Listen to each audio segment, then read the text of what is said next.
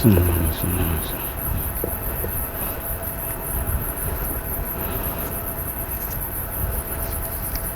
الله الرحمن الرحيم.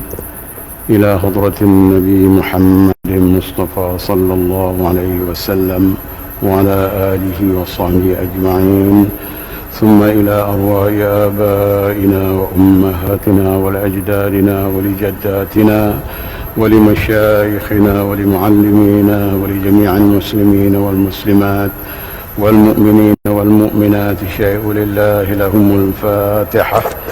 أعوذ بالله من الشيطان الرجيم. بسم الله الرحمن الرحيم. الحمد لله رب العالمين الرحمن الرحيم مالك يوم الدين. إياك نعبد وإياك نستعين.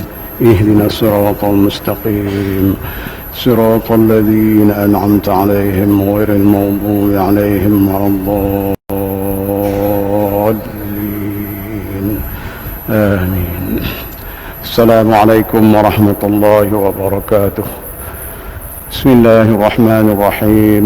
الحمد لله رب العالمين وبه نستعين على أمور الدنيا والدين. الصلاة والسلام على سيد الغر المحجلين سيدنا ومولانا محمد وعلى آله وصحبه أجمعين. رب اشرح لي صدري ويسر لي أمري واحلل عقدة من لساني يفقهوا قولي.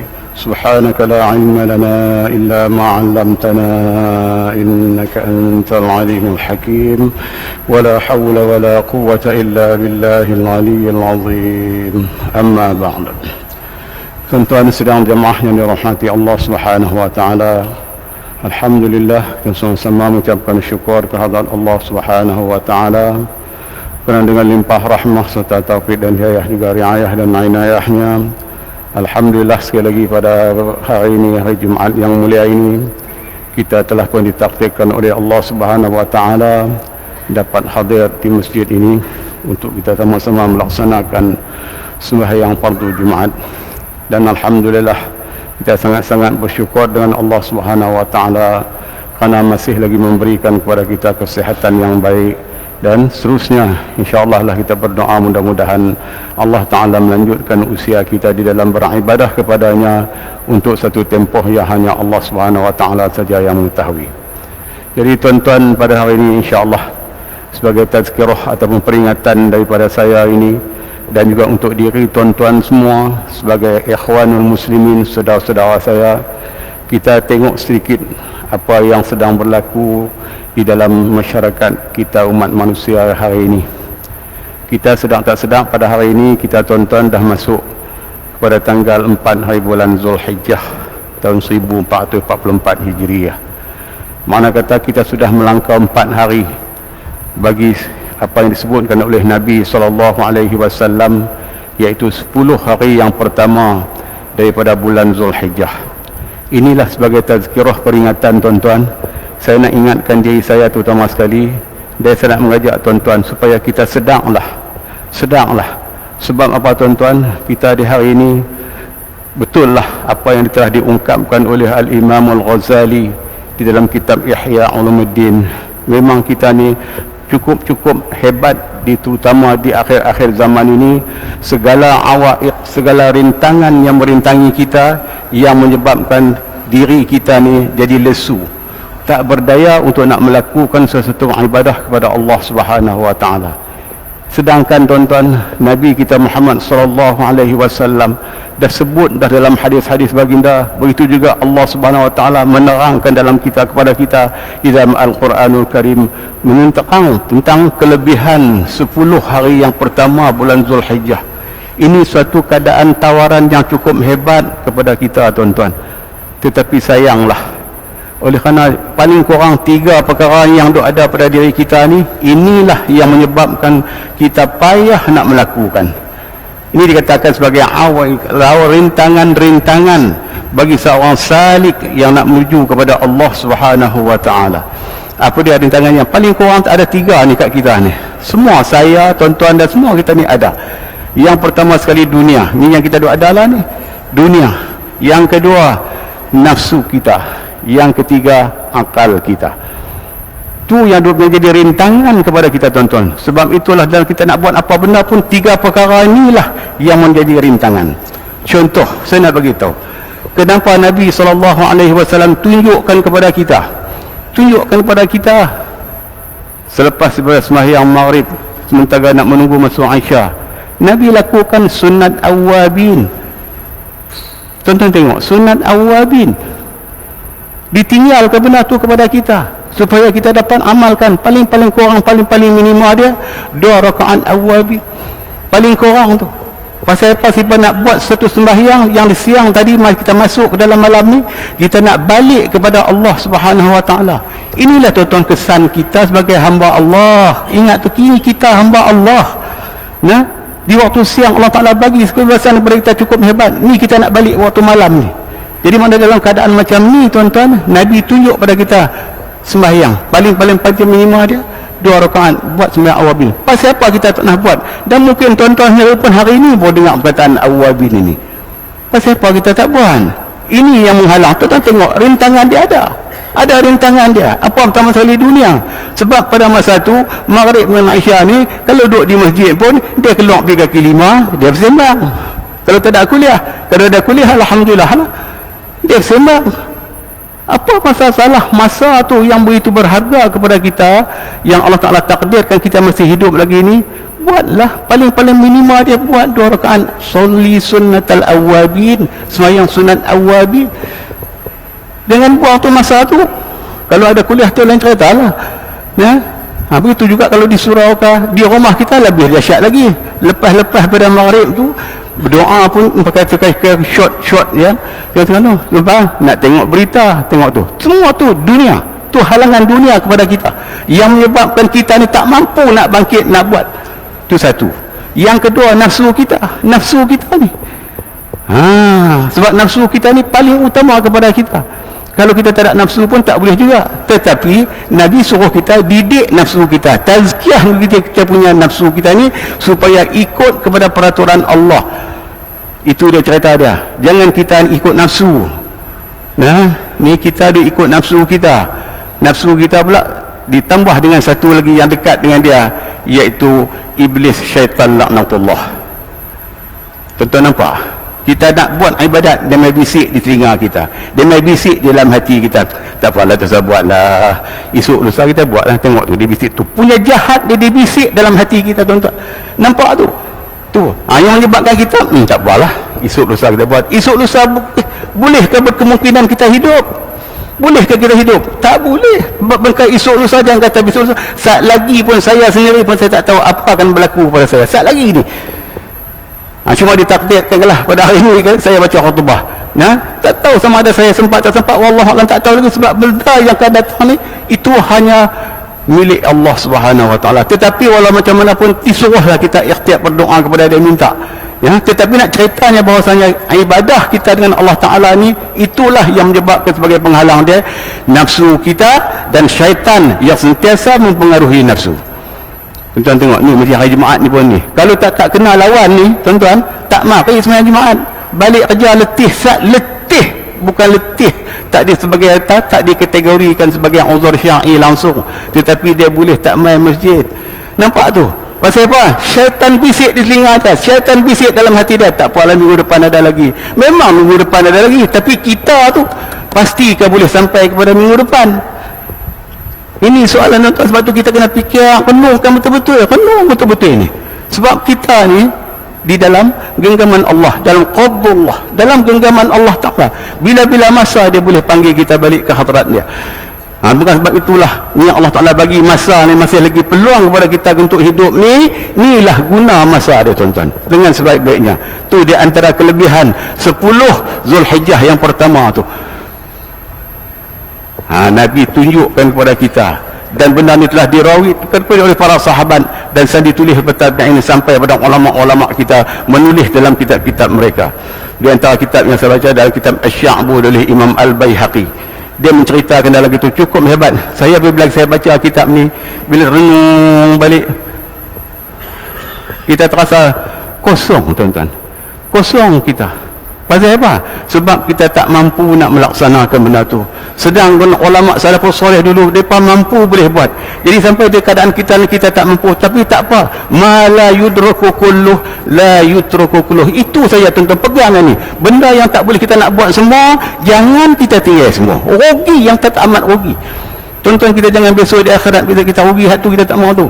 Yang bila kita sampai di akhirat besok, tengok macam mana Allah Ta'ala bagi balasan pada orang-orang yang soleh ini dalam amalan-amalan mereka semasa hidup di dunia. Di situ kita pasal menyesal, tak ada guna dah, tak guna dah. Itu yang disebut dalam surah Sajadah kita dah baca tu ya, yang kita dah baca berbagi Jumaat tu. Farji'na na'mal salihah inna muqinun. Tak jadi dah, habis dah. Sesal dahulu pendapatan, sesal kemudian tak ada guna dah. Jadi sebab itulah tuan-tuan, apabila kita dalam doa ada masih di dunia ni, sesal dulu. Buat sekadar kita mampu. Maka sebab itu dalam kitab Asy-Sya'bi yang tulis Imam Al-Baihaqi ini, dia menceritakan di antara apa dia sebut dalam kitab tu, iaitu kita ma yustahabbu fi'lahu fi hadhil ayyam. Apa yang dituntut kepada kita supaya kita buat lakukan pada hari-hari yang 10 ini, insya-Allah. Yang pertama disebut itu sebagai as-salah, sembahyang. Yang paling utama sembahyang fardu.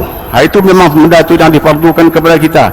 Kemudian dia suruh kita ni dalam bulan dan 10 hari bulan yang pertama bulan Zulhijjah ini. Tuan-tuan tengok gandaan pahala yang Nabi SAW sebutkan.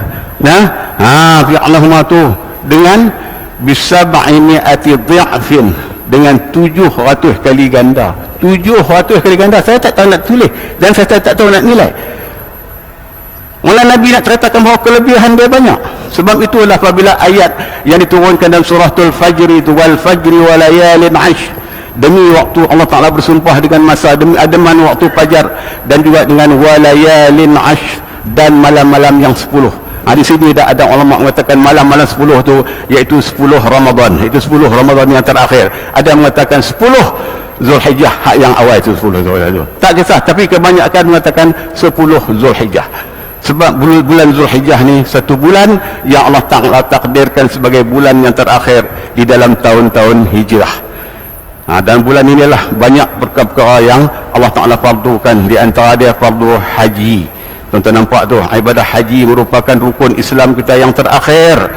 Ya, alhamdulillah bakal-bakal haji kita pun sudah berada di Mekah. Alhamdulillah, sebab mereka telah mendapat panggilan daripada Allah Subhanahu Wa Ta'ala. Kita yang ada di sini berdoa, tapi kena simpan lah. Tak simpan tabung haji nak doa sampai ke mati pun tak boleh pergi. Simpan berdikit-dikit, berdoa kepada Allah Subhanahu Wa Ta'ala. Mudah-mudahan Allah Ta'ala panggil kita, jemput kita pergi berjumpakan di Makkahul Mukarramah. Itu sekarang tu, itu kelebihan dia. Dalam bulan ini juga tuan-tuan kita nampaknya Allah Ta'ala mensyariatkan ibadah korban yang kita duk puasah lah ni. Kita duk cari lembu korban, ada yang dah dapat, ada yang tak dapat lagi. Macam-macam cerita dalam korban ni pun, macam-macam cerita, macam-macam cerita tuan-tuan, macam-macam cerita. Saya pun tak tahu nak cerita dah.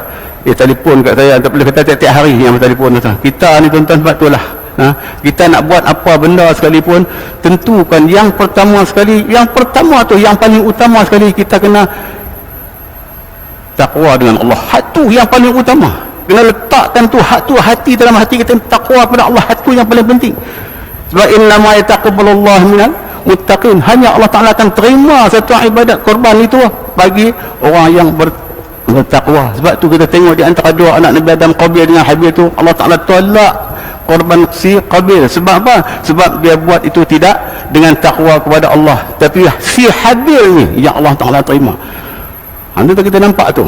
Sebab tu kita bimbang dalam kita buat korban ni pun, di sini kita nak pegang, di situ pegang dah, supaya apa? Benda tu tanam dalam diri kita ni. Kita buat ini di atas dasar takwa kepada Allah, suruhan Allah, perintah Allah, walaupun menjadi hukum dia sunat muakkadah, sunat yang sangat-sangat dituntut. Kita buat tu lillahi ta'ala, bukan kita mau buat tu nak berebut daging korban. Ni pun satu masalah tu cukup hebat tuan-tuan. Di akhir-akhir zaman ni tak samalah zaman-zaman dulu. Dalam tahun-tahun 60-an, dalam tahun 70-an dulu, masa tok guru kita ada lagi, ramai lagi, alhamdulillah, pada masa buat korban kita rasa cukup puas hati.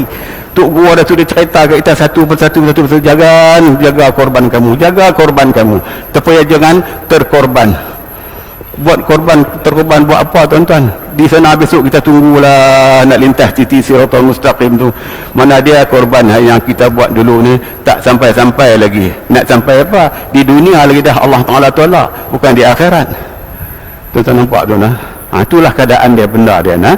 Jadi makna kata dalam bulan Zulhijjah ni ambil ni kesempatan tawaran yang Allah Ta'ala bagi ni cukup hebat kepada kita. Yang pertama. Kemudian selepas kita sembahyang fardu tuan-tuan, buat tambahan bagi kita lebih, orang kata apa, luar biasa daripada biasa kita. Sunat rawatib jangan tinggal. Sunat rawatib jangan tinggal setiap waktu.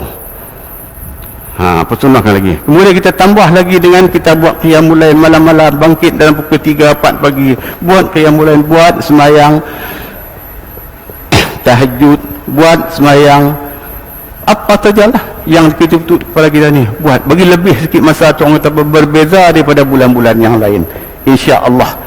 Ya, mudah-mudahan kita tengokkan supaya Allah Ta'ala terima kepada amal-amal soleh kita, sebab inilah masa di hari yang sangat disukai oleh Allah Subhanahu Wa Ta'ala kepada hamba-hamba dia yang beriman, iaitu dengan melakukan amal soleh. Itu yang pertama. Yang kedua disebutkan oleh Imam Al-Baihaqi, iaitu as-siyam, puasa. Ini satu puasa. Puasa sementara sini adalah puasa sunat. Bukan bulan Ramadan puasa fardu. Ini puasa sunat, disunatkan kita berpuasa. Di sinilah tuan-tuan yang disebutkan la didukhulihi fil a'mal salih. Puasa sunat dalam bulan 10 hari yang pertama ni, inilah satu keadaan yang nak memasukkan kita segala amal-amal dia ni sebagai tonggak kepada amal-amal soleh. Sebab itu Imam Nawawi disebut, dia katakan bahawasanya ya qala al-Imam an-Nawawi an shaumi ayyamil 'ashr annahu mustahabbun. Kata Imam Nawawi, puasa pada 10 hari yang pertama bulan Zulhijjah ni mustahabbun, memang sangat-sangat disukai. Kalau kita sebut sangat tu disunatkan, tetapi kita bukan takat tu, istihbaban syadida. Allahu Akbar, dia nak kita buat sungguh-sungguh. Betul, dia pentingkan, dia suruh kita puasa sunat. Puasa sunat nak 1 sampai 9 Zulhijjah, terutama sekali di antara 9 hari ini yang paling aula utama sekali iaitu puasa hari Arafah, itu 9 Zulhijjah. Itu dia tuan-tuan. Pasal Imam Nawawi pegang di situ bahwasanya inilah keadaan dia dalam masa kita melaksanakan itu dia amalan yang paling terbaik sekali, iaitu kita berpuasa. Puasa sunat ya bulan Zulhijjah. Termasuk sampai yang 9 dia, iaitu kita berpuasa sunat hari Arafah. Ni tuan-tuan kekangan kita ni. Dalam bab puasa cukup menjadi kenkangan, cukup menjadi rintangan kepada kita. Hatta bukan takat puasa sunat, dalam bulan Ramadan sendiri pun di situ rintangan kita. Betapa ramai orang tak puasa Ramadan. Padahal dia tahu tu puasa tu Allah Ta'ala fardu kepada dia. Nampak tu? Ni kan pula puasa sunat. Dibisik di telinga kita, ditukut di dalam hati kita. Terus ada buatlah sunat saja. Hang buat dapat pahala, kalau hang tak buat tak berdosa. Tu dibisik di telinga kita, dibisik di dalam hati kita. Kita bodoh isyah dengan nafsu kita. Besok tak puasa tu ni, baru ni dah beli, kemarin dah beli dah ni daging nak buat rendang tak puasa tu lah. Habis begitu. Tu dikatakan nafsu dengan syaitan kita ni yang duduk bisik dalam hati kita ni, yang menyebabkan kita memang tak mampu dan tak boleh nak melakukan, sedangkan benda ni dituntut oleh Nabi SAW. Pasal hari-hari yang ke-10, 1 sampai 9 ni adalah hari yang sangat-sangat ahabbu ilallah, yang sangat-sangat Allah Ta'ala cinta, Allah Ta'ala kasih. Tuan-tuan, kita buat hari itu hari yang Allah Ta'ala cukup sayang, Allah Ta'ala yang cukup cinta ni, cukup hebat dia kelebihan seperti mana yang saya sebutkan tadi, daripada luar biasa, daripada hari-hari biasa ni. Tu sebab itulah tuan-tuan, kita ni kalau kata orang kata apa, tidak mendekati majlis-majlis ilmu ni, maklumat tu dia tak sampai kepada kita. Maklumat tu tak sampai kepada kita. Jadi sebab itu bila kita hadir majlis ilmu, terutama di musim ini, bila masuk saja bulan Zulhijjah ni, memang itulah ustaz-ustaz manapun, tok guru manapun, dia akan perkemahan itu betul. Sebab apa? Sebab yang ini dia akan memberi satu kesedaran dalam jiwa kita tuan-tuan, dalam kita nak mematuh perintah Allah Subhanahu Wa Ta'ala. Tu yang kedua ya, puasa. Yang ketiga dia, iaitu diminta supaya kita perbanyakkan dalam bulan ini, kita bertakbir, bertahlil, bertahmid kepada Allah Subhanahu Wa Ta'ala. Banyakkan. Kita ni sebenarnya peluang masa Allah Ta'ala bagi cukup banyak. Cuma kita tidak pandai menguruskan masa. Itu saja. Pasal apa? Masa juga dipengaruhi oleh dunia, oleh nafsu, oleh syaitan yang ada dekat kita. Padahal masa cukup 24 jam memang cukup. Nak lagi, nak 40 jam langsung.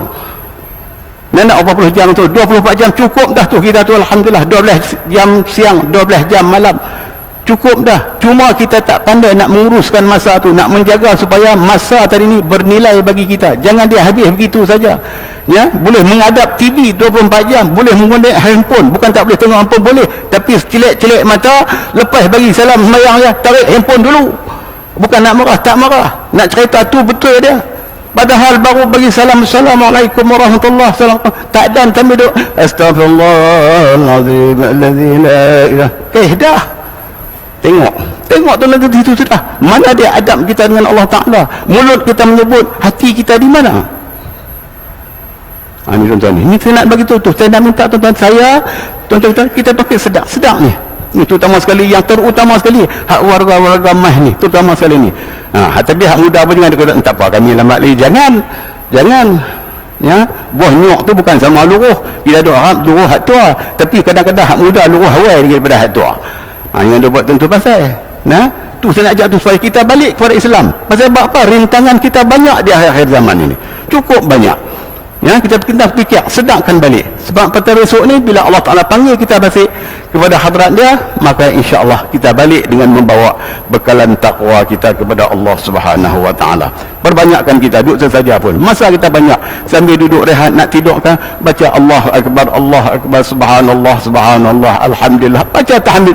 Ni nak ambil keberkatan kelebihan 10 hari yang pertama dalam bulan Zulhijjah ni. Baik. Kemudian yang seterusnya, yang keempat, iaitu ini satu oleh puasa hari Arafah lah. Siyamu yaum Arafah, puasa hari Arafah, iaitu hari 9 Zulhijjah. Itu kena faham tu. Kalau 8 Zulhijjah itu nama dia hari Tarwiyah. 8 Zulhijjah nama hari Tarwiyah, 9 Zulhijjah hari Arafah, 10 hari bulan Zulhijjah hari Nahar, 11, 12, 13 hari Tasyriq, Ayyamut Tasyriq. Tu disebut dalam kitab-kitab fiqh, ya, supaya kita maklum. Setengah tu kita tak tahu pasal tu ni, teruk kita cukup teruk. Itulah kata tuan-tuan, bila kita tidak pernah hadir majlis ilmu, tak pernah berdamping dengan alim ulama, orang-orang yang berilmu ni, itulah kejahilan sentiasa menentukan diri kita, tuan-tuan, ya. Puasa hari Arafah biasa, sebab kelebihan dia banyak, tuan-tuan. Di hari Arafah juga, ya, ingat kita banyak dituntut supaya bertaubat kepada Allah, minta keampunan daripada Allah. Sebab itulah hujjah bakal haji kita apabila berwukuf di Arafah, termasuklah kita yang pernah pergi di sana. Di situlah kita sangat-sangat mengharap kepada Allah Subhanahu wa Ta'ala supaya memberikan keampunan ke atas dosa kita, tuan-tuan. Kita banyak dosa, saya banyak dosa, tuan-tuan banyak dosa, semua kita berdosa. Ingat, tiap-tiap yang berdosa Allah Ta'ala tak sia-siakan. Mintalah keampunan pada, balik bertaubat kepada Allah Subhanahu wa Ta'ala. Terutama ni 9 Zulhijjah ni banyak kita bertaubat. Bacalah doa tapat-tapat siapa tahu. Ada nak baca Astaghfirullahalazim pun boleh. Nak baca doa yang Nabi sallallahu alaihi wasallam yang didengar oleh para sahabat. Rabbighfirli wa tub alayya innaka antat tawwabur rahim. Nabi baca doa ni, sahabat dengar, Nabi baca doa. Tuan tu Nabi yang dikelak sebagai maksum, yang tidak ada dosa sikit pun, tetapi dia tetap memohon keampunan kepada Allah Taala. Ni kita hanya sekeliling bergelomang dengan dosa ni. Duk tunggu apa lagi? Tak sedap lagi ke kita ni? Nak terang mana langsung ni? Kita ni hamba Allah, tak tahu kita orang tak pakat duk ketegak, duk keras kepala lah. Tapi ke mana? Semua kita akan balik kepada Allah Ta'ala. Jadi dalam suasana macam ni, tuan-tuan, dalam sebulan sudah ni, mari pada hari yang ke-9 Zulhijjah ni, hari Arafah itu, banyak kita membaca istighfar, minta supaya Allah Ta'ala mengampunkan dosa kita. Mudah-mudahan insya-Allah kita akan keluar, meninggalkan dunia ini, kembali kepada Allah Subhanahu wa Ta'ala.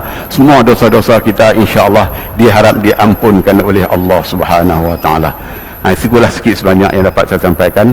Loceng pun dah bunyi dah, InsyaAllah mudah-mudahan apa yang saya sampaikan pada hari ini memberi manfaat yang terbaik untuk diri saya dan juga kepada tuan-tuan sekalian. Mudah-mudahan kita berdoalah kepada Allah Subhanahu Wa Taala agar sentiasa memberikan taufik dan hidayah kepada kita bersama. Ya, mudah-mudahan kita selamat di dunia dan lebih-lebih lagi kita mendapat balasan Allah Subhanahu Wa Taala di hari akhirat kelak insya-Allah. Aqulu qawli hadza wa astaghfirullahal azim li wa lakum. Assalamualaikum warahmatullahi wabarakatuh. Bismillahirrahmanirrahim. Alhamdulillahirabbil alamin. Wassalatu wassalamu ala sayyidina Muhammadin wa ala alihi wa sahbihi ajma'in. Allahumma ij'al jam'ana hadza jam'an marhuma wa tafarruqna min ba'dihi tafarruqan ma'suma. Allahumma nawwir qulubana bi nuri hidayatik kama nawwarta al-ardha bi nuri syamsik abadan sarmadan bi rahmatika ya arhamar rahimin. Allahumma arina al-haqqa haqqan warzuqna ittiba'ah wa arina al-batila batilan warzuqna ijtinabah. Rabbana atina fid dunya hasanatan wa fil akhirati hasanatan wa qina adzaban nar. Wa sallallahu wasallam ala sayyidina Muhammadin wa ala alihi wa sahbihi ajma'in. Walhamdulillahi rabbil alamin. Subhanakallahumma bihamdika asyhadu an la ilaha illa anta astaghfiruka wa atubu ilaik. A'udzu billahi minasy syaithanir rajim. Wal 'asri innal insana lafi khusr illa alladhina amanu wa 'amilus shalihat wa tawassaw bil haqqi wa tawassaw bis sabr. Shadaqallahul azim. Assalamualaikum warahmatullahi wabarakatuh.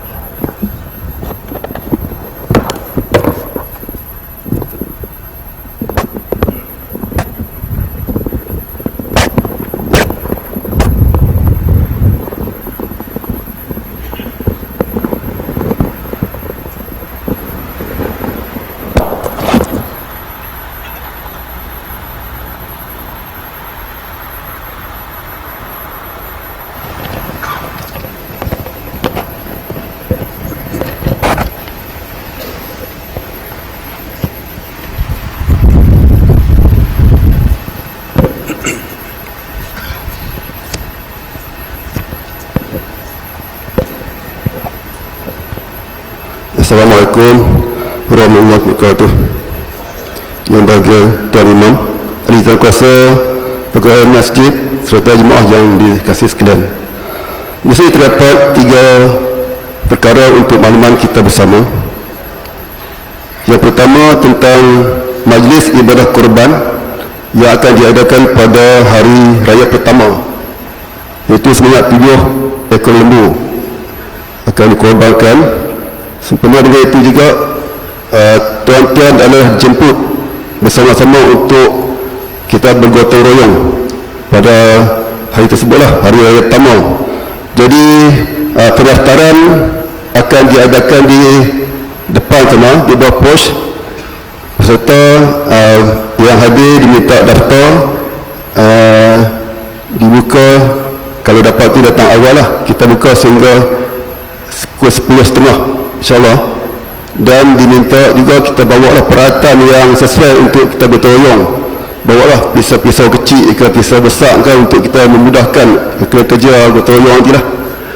Dan senarai peserta juga akan ditampilkan pada depan tu lah untuk kerja gotong royong, peserta untuk kerja. Tapi walau bagaimanapun, sekiranya tidak ada dalam senarai tu, diminta kita sama-sama lah hadir untuk bersama-sama memeriahkan aktiviti korban pada hari tersebut.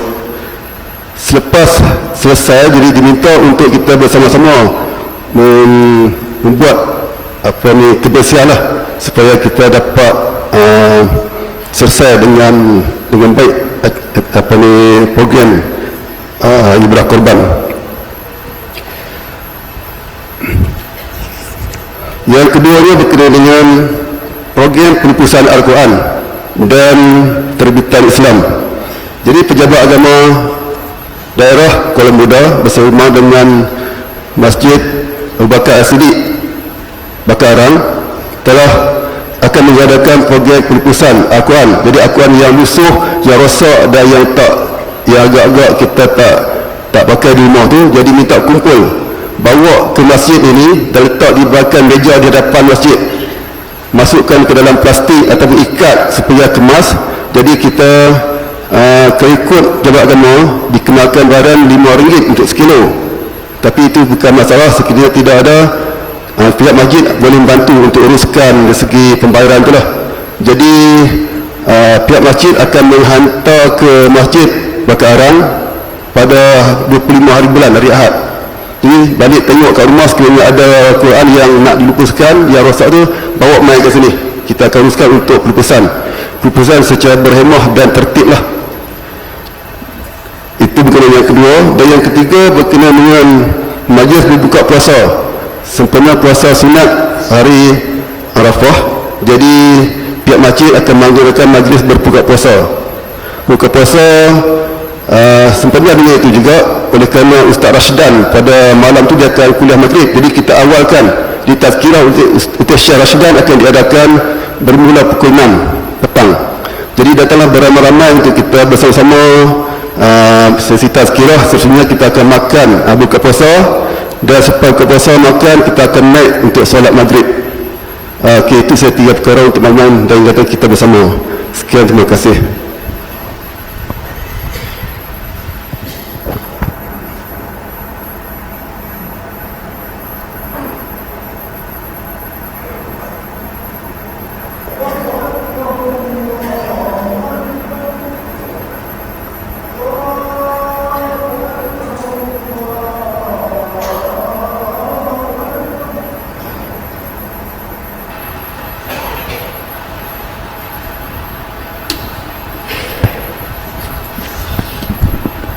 السلام عليكم ورحمة الله وبركاته.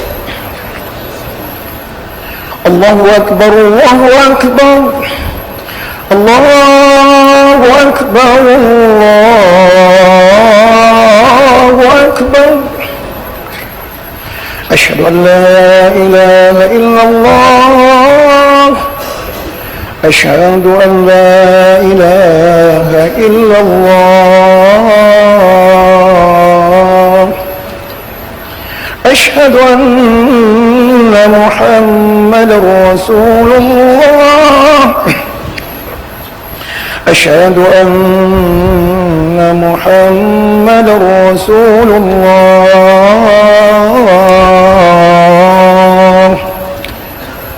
حي على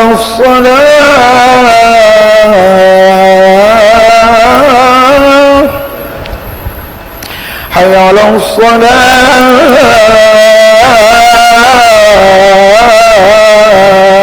الصلاة حي على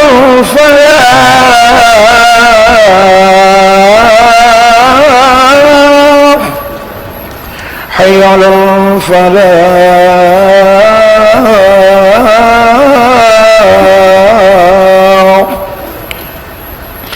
الله أكبر الله أكبر.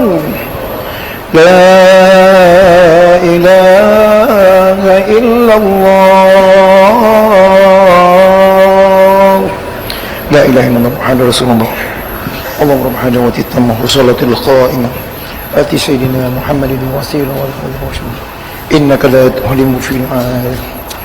Sidang yang dirahmati Allah, sabda Nabi sallallahu alaihi wasallam yang bermaksud, apabila khatib salam berkhutbah, janganlah kita berkata-kata dan bercakap antara sama lain, karena ianya menghilangkan pahala jemaat. Bila demikian itu, marilah kita sama-sama dengar insya-Allah.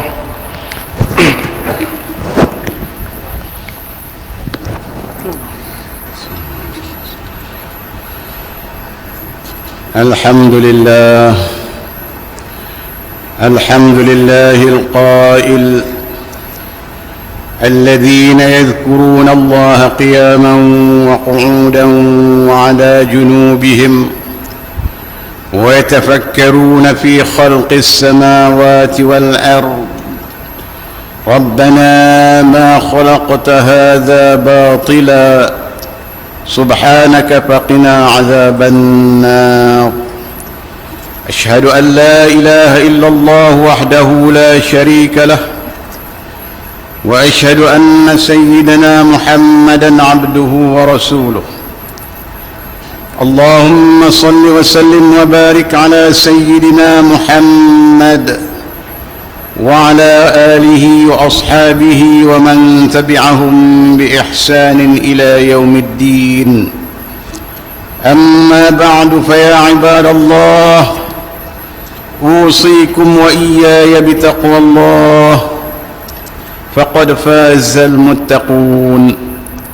Sidang Jumaat yang dirahmati Allah Subhanahu wa taala, saya berpesan kepada diri saya, seterusnya kepada sidang Jumaat sekalian, marilah kita tingkatkan ketakwaan kita kepada Allah Subhanahu wa taala, kerana hanya dengan ketakwaan akan memberikan kebahagiaan hidup di dunia dan menyelamatkan kita daripada azab api neraka di akhirat.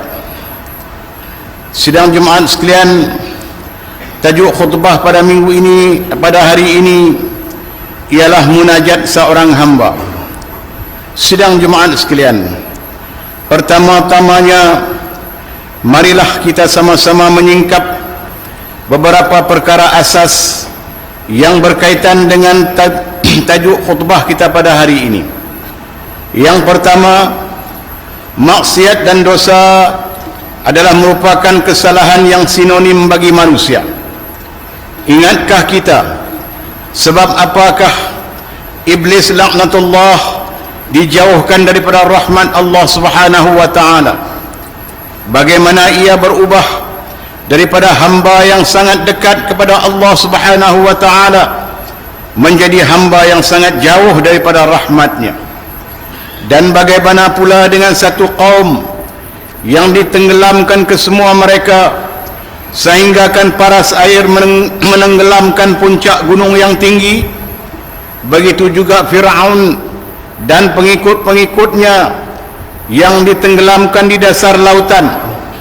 Lihat pula Qarun, istana dan hartanya yang ditelan bumi. Begitulah juga keadaannya kepada setiap kita orang-orang yang melakukan kerosakan pada setiap zaman dan juga tempat. Jawapan kepada semua persoalan-persoalan ini hanyalah satu, yaitu mereka telah melakukan maksiat kepada Allah Subhanahu wa taala dengan bermacam-macam bentuk dan cara yang berbeza. Maka jelaslah bahawa amalan-amalan maksiat merupakan penyebab kepada kecelakaan, kebinasaan dan kesempitan hidup di dalam kehidupan seseorang. Allah Subhanahu wa taala menjelaskan perkara ini di dalam suratul An'am ayat 6. A'udzu billahi minasyaitonir rajim. Alam yarau kam ahlakna min qablihim min qarnin makkannahum fil ard ma lam numakkin lakum wa arsalna as-samaa'a 'alayhim midrara waj'alna al-anhara tajri min tahtihim fa ahlaknahum bi dhunubihim wa ansha'na min ba'dihim qarnan akharin. Sadaqallahul azim. Yang bermaksud, tidakkah mereka memerhati dan memikirkan berapa banyak umat-umat yang telah kami binasakan sebelum mereka, padahal umat-umat itu telah kami teguhkan kedudukan mereka di muka bumi dengan memberikan kekuasaan dan kemewahan yang tidak kami berikan kepada kamu. Dan kami turunkan hujan di atas mereka dengan lebatnya, dan kami jadikan sungai-sungai mengalir di bawah mereka. Kemudian kami binasakan mereka dengan sebab dosa mereka, dan kami ciptakan sesudah mereka umat yang lain. Sidang Jumaat yang dirahmati Allah sekalian, yang kedua, sesungguhnya rahmat Allah Subhanahu wa taala itu adalah sangat luas. Pintu taubat di hadapan seseorang hamba terbuka luas, malah tidak pernah tertutup sehinggalah terbitnya matahari dari sebelah barat. Allah Subhanahu wa taala telah menjelaskan perkara ini melalui firman-Nya di dalam surah An-Nisa ayat 17. A'udzu billahi minasyaitonir rajim.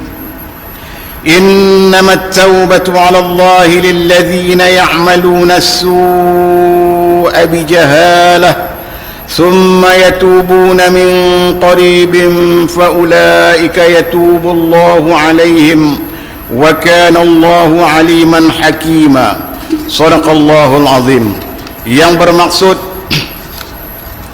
sesungguhnya penerimaan taubat itu disangkup oleh Allah hanya bagi orang-orang yang melakukan kejahatan disebabkan sifat kejahilan, kemudian mereka segera bertaubat, maka dengan adanya dua sebab itu mereka diterima Allah taubatnya. Dan ingatlah, Allah Maha mengetahui lagi Maha bijaksana. Islam agama yang membukakan pintu harapan kepada orang-orang yang telah melakukan maksiat.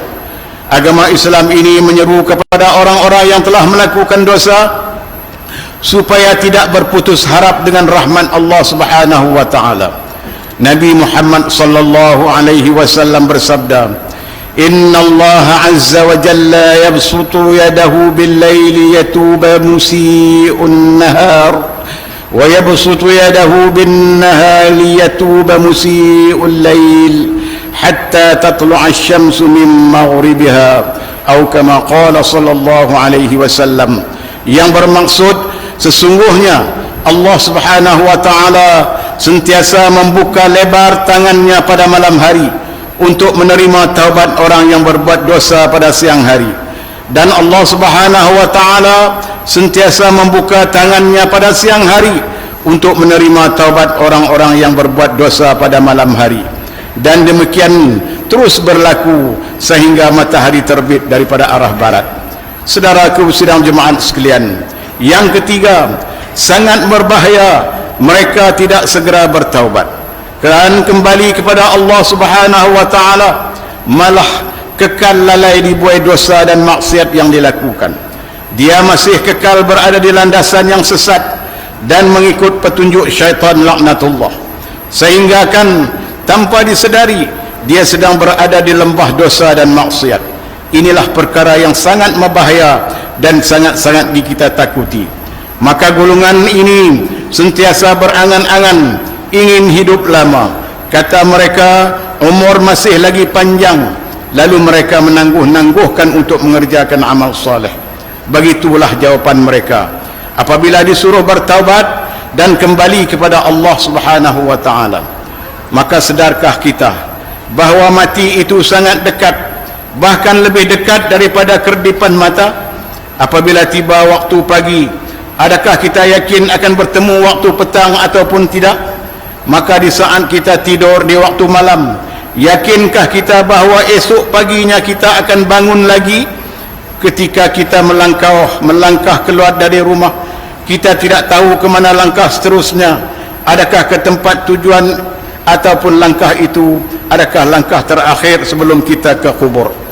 Maka hendaklah kita bersegera untuk bertaubat sebelum kedatangan malaikat maut. Maka semua insan mengharapkan supaya ajalnya tidak datang segera, malah lebih baik jika ajalnya dilewatkan.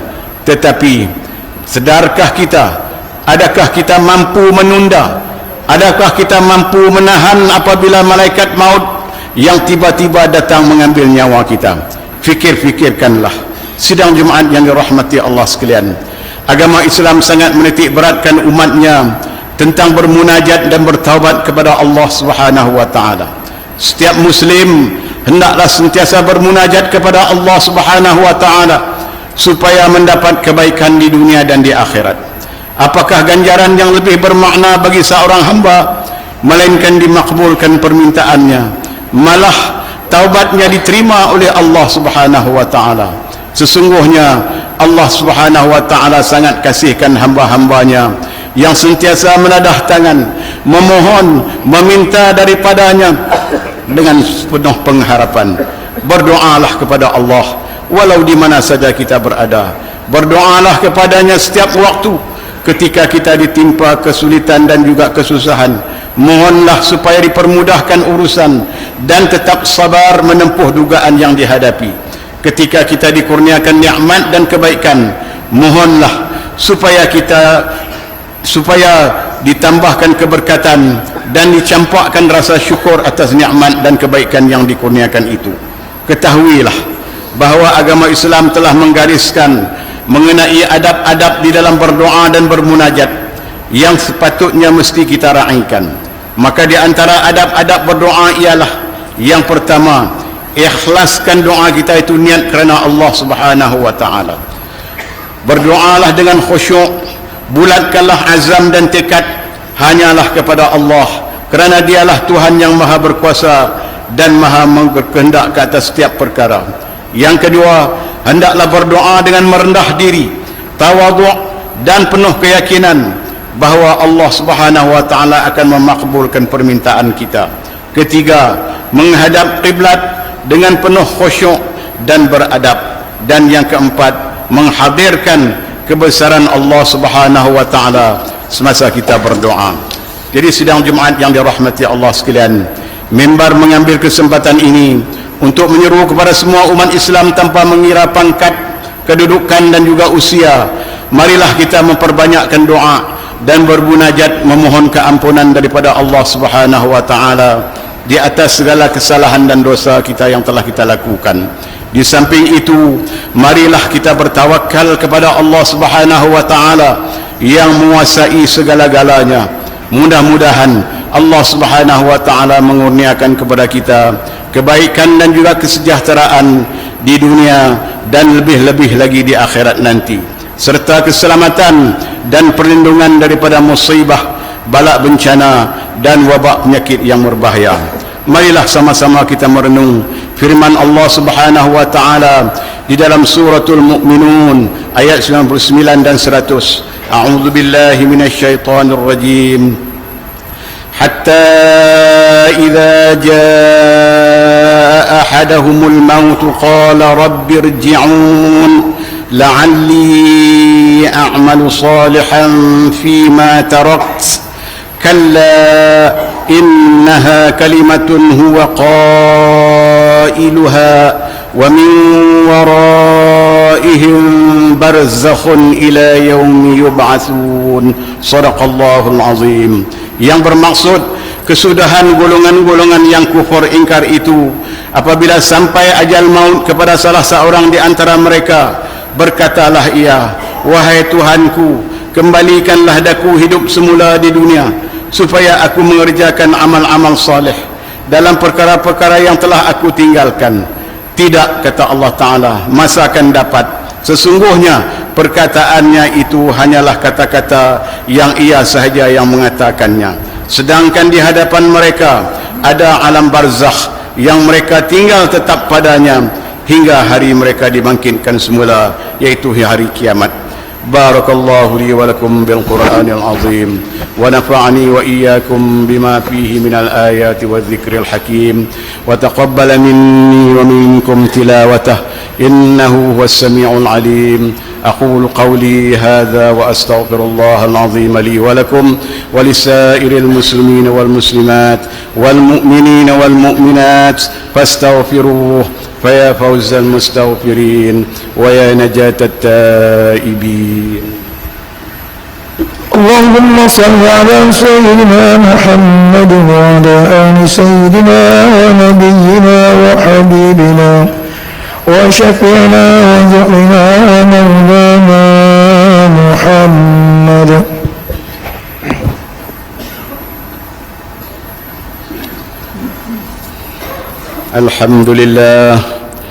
الحمد لله الذي جعل حبه أشرف المكاسب وأعظم المواهب.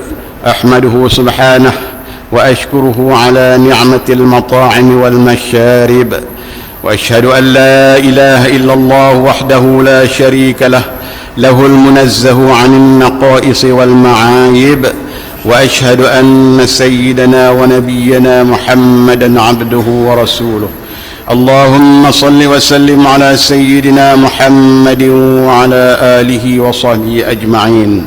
أما بعد، فأوصيكم ونفسي بتقوى الله، فهي سبيل النجاة والفلاح.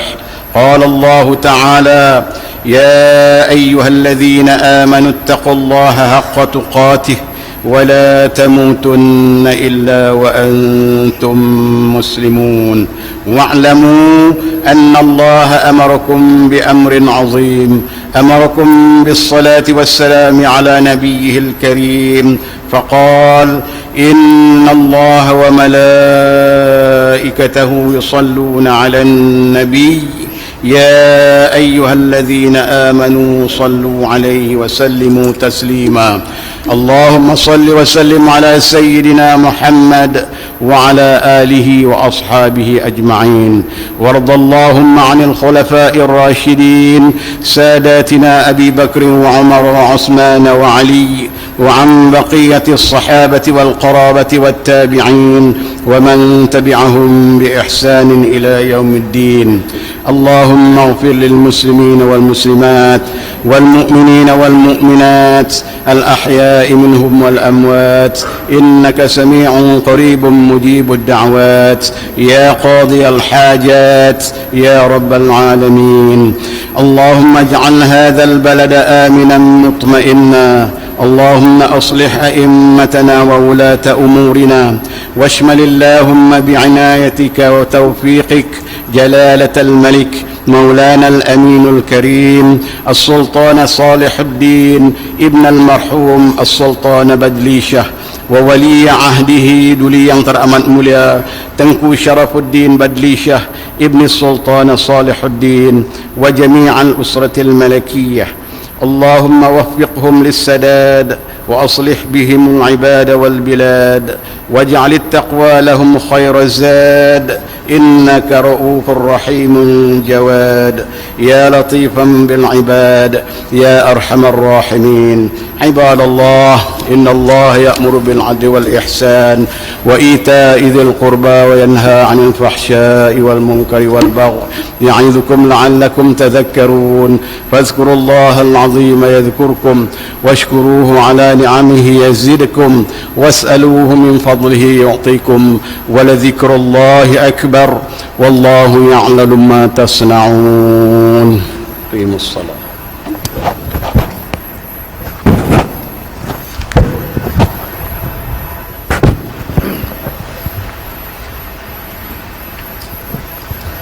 الله أكبر الله أكبر أشهد أن لا إله إلا الله أشهد أن محمدا رسول الله حي على الصلاة حي على الفلاح قد قامت الصلاة قد قامت الصلاة الله أكبر الله أكبر